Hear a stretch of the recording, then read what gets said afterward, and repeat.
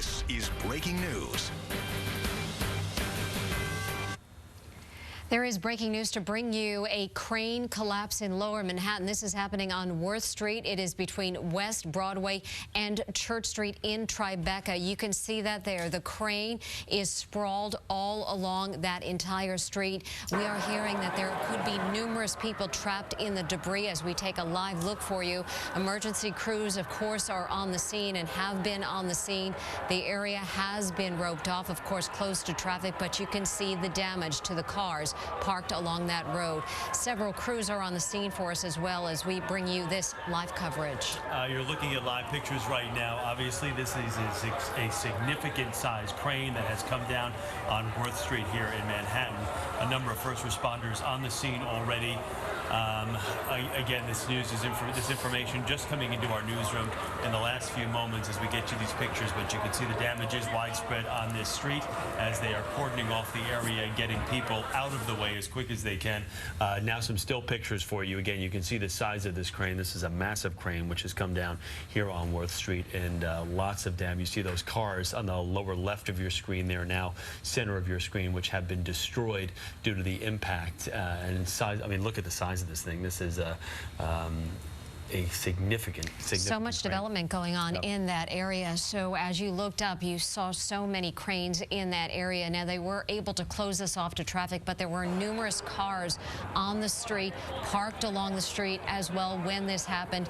We are in the middle of snow and rain. We don't know whether weather may have contributed to this. There is some wind in the area as well, as you can tell. But as we look close there and these live pictures, so much debris on the road, bricks coming down. But again, the length of that crane, very significant, covering the entire block there. This is at 40 Worth Street, again, near Broadway and Wall Street, as we continue to bring you these live pictures. And again, a number of emergency crews are on the scene. We're taking a close-up look, and you can see the crowds of emergency responders. And you did see a stretcher on a few pictures that we just showed you a couple of moments ago. So EMS there with the stretcher out. That would lead you to believe that there could potentially be some injuries here.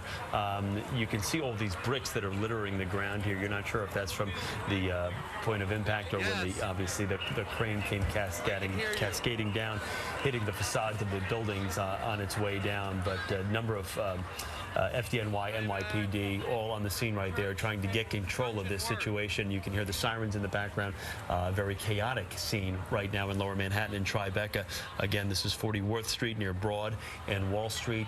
Tons of construction going on down in that area. It's been that way for years, but this crane is massive, and we're not sure exactly how many stories this crane did come cascading down from, but you can see just how twisted the metal of the crane is, and then, of course, with the damage that it did on impact. You can only hope that there weren't many people on the streets when this happened a short while ago. For people who were on the street. A busy time of day, of course, and you see all of those cars and so much damage, significant damage to a number of vehicles as we were taking a close-up look. A number of streets, of course, are closed in that area, and Alex Dennis has the latest on those road closures. Alex. Okay, Mary, so a lot still going on in the area as emergency crews continue to try to make their way to Worth Street. Right now, we are getting that Worth Street is closed because it is between Church Street and West Broadway. We have the intersections at Church Street as well as West Broadway closed. The entirety of Worth Street also currently shut down. We anticipate that there are some other intersections getting to the area as well. We are continuing to work on that. We can see our traffic cameras in the area, though, that people are being stopped trying to get to this area. So again, Worth Street currently closed, intersection of Church Street and West Broadway as well.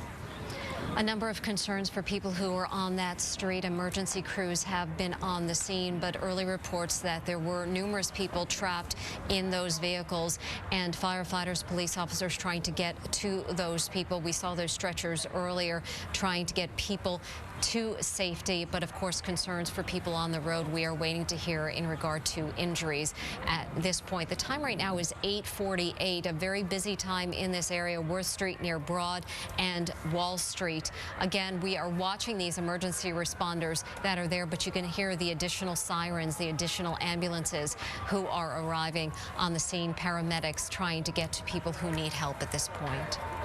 Mary, we've got Glenn Corbett on the line with us right now. Glenn, what can you tell us about what exactly is going on here and what they're trying to do to obviously help get some of these people out of these cars?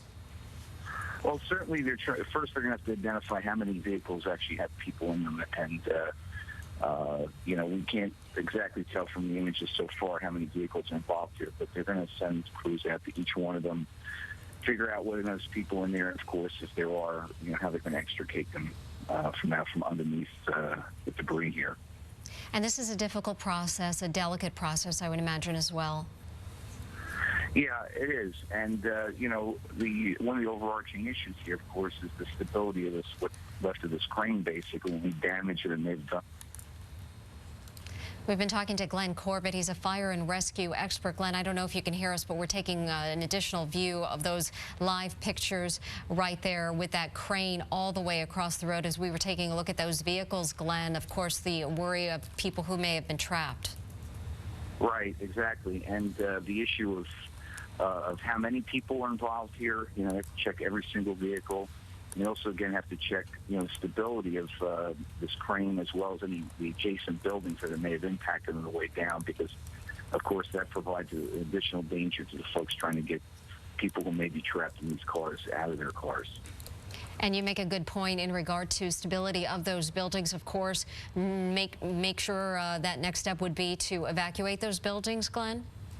Yeah, basically, because, again, we don't know where this crane started, but it's very possible it did additional damage to the buildings in the neighborhood here as it came down. So they're making sure that no one there may have been somehow impacted by this as well. So this is, as I said, a mass casualty incident, lots of people potentially involved as far as needing to be rescued, as well as needing large numbers of resources, of course, to deploy into all these different potential areas where damage may have been done.